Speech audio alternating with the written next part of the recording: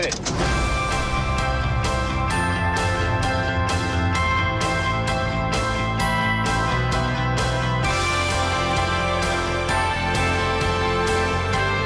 You're gonna need a bigger boat.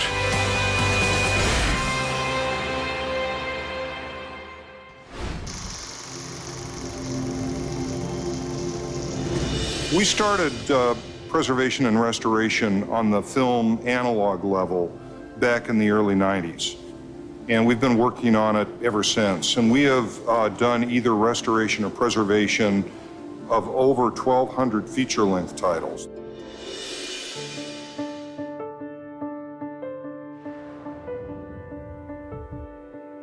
There's a selected group of titles that we're working on now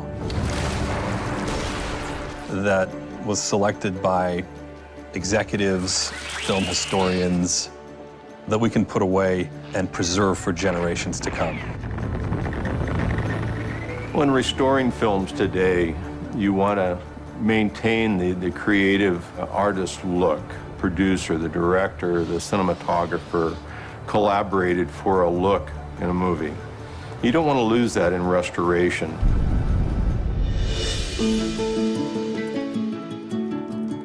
We're not altering the filmmaker's vision, but we are removing things that are detrimental to the experience, that may be distracting.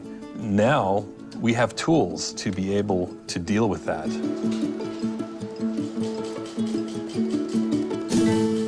We're in scanning right now, and this is where it all starts. We have original camera negative loaded on the scanner. The scanner basically converts each and every film frame into a digital image at 3 times the actual resolution of the film. Now that we're scanning off of the original negative at very, very high resolution and creating very high resolution digital images, it does things like make grain more apparent. Film grain is one of the things that make film look like it does. We certainly don't want grain to be non-existent and make everything look flat, but where it causes an objectionable or distracting aspect of enjoying the film, we do want to manage it. That I could shoot all of the blue jays I wanted. But to remember, it was a sin to kill a mockingbird. Like, for example, To Kill a Mockingbird, they did a lot of optical push-ins. The camera is not moving in on a character. I got something to say. It's done optically in the lab. So that grain, instead of maintaining the same size, it gets bigger because it's being blown up. And so what we do is we average the grain so it matches the scene before and after the push-in. So the grain is not huge on the push-in. It's the same as the shot before and shot after. Also, an original film element, like an original negative, can be subject to flicker.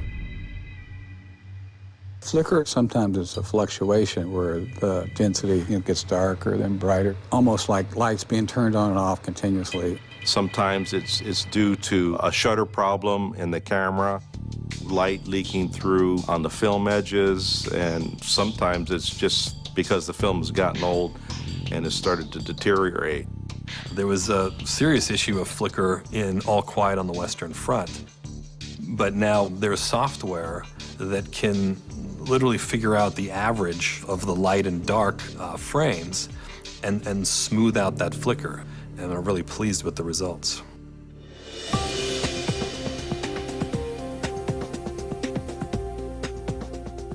Also, we're smoothing out splice bumps and things like that where the film jitters, and when you're constantly watching the film moving and you can't concentrate on the image, you want that to be a more stable image. What film stabilization does is it'll lock on to certain key points in the frame that you want to remain stable, and it'll track that through motion and basically hold it still. There is one scene in Out of Africa where Robert Redford and Meryl Streep are walking across the frame, and they're bobbing and weaving back and forth across the frame. So we have some pretty skilled operators who took some pinpoints, locked onto them, and tracked them as the camera was moving and did a very good job of smoothing it out. Brad, darling, I love you.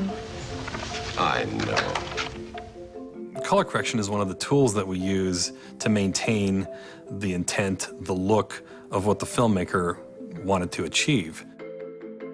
We've had the older titles where the color has started to fade. One of our supervisors is working on an old Rock Hudson title called Pillow Talk, and that has severe fading, but they were able to isolate the layers that had faded and bring it back up to its original levels.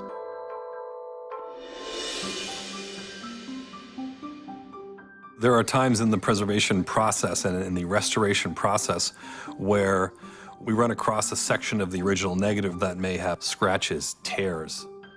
As we were working on To Kill a Mockingbird, we encountered a big tear directly over Gregory Peck. And there were several really challenging tears in Jaws. But today, we have some very powerful editing and restoration systems, and quite frankly, some very, very skilled artists that are able to digitally stitch those images back together and manipulate the images so that the damage is virtually undetectable. It's really amazing stuff.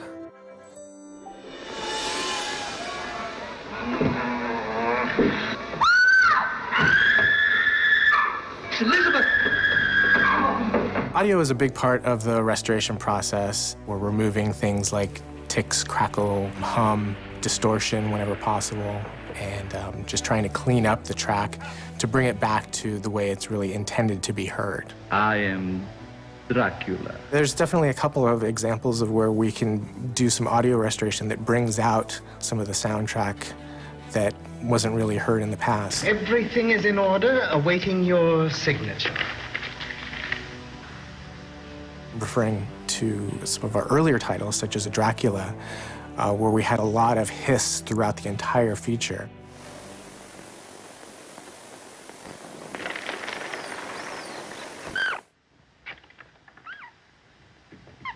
And to listen to a before and after track of something like that, you can actually hear a lot of things, whether it be just bumps of the coffin or opening and closing of doors and walking up and down stairs, little things like that that you couldn't really hear with all the hiss in the original soundtrack.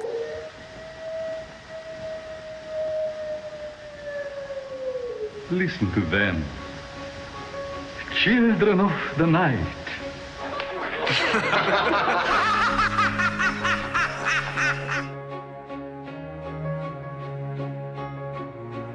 I feel like myself and my colleagues were almost like caretakers. Back when these pictures were shot, it was more or less a theatrical presentation, and after that run was done, put it away and forget about it.